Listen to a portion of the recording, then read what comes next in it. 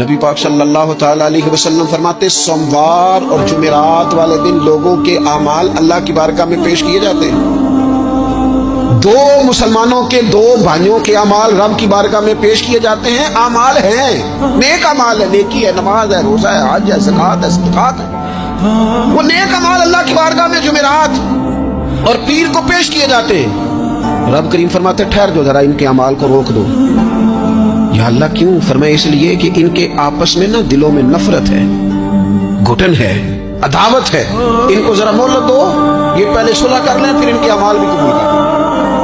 عداوتیں پالی ہوئی ہیں، اپنے دلوں کے اندر گھٹن پیدا کی ہوئی، اختلاف کہاں نہیں ہوتا لیکن نفرتیں پیدا کر لینا۔ کیا جرم کیا بھائی نے؟ کون سا کفر کر بیٹھے ہیں رشتہ دار؟ کون سی ایسی بات نکل گئی ہے جو زندگی کے ناطے توڑ کے بیٹھتے ہیں؟ رب کہتا نہیں قبول ہو گیا ابھی اس کے اعمال، روک دو جب تک یہ آپس میں صلح نہ کر لیں۔ اور میں اس لیے کہ ان کے آپس میں نا دلوں میں نفرت ہے، گھٹن ہے، عداوت ہے، ان کو ذرا مہلت دو، یہ پہلے صلح کر لیں پھر ان کے اعمال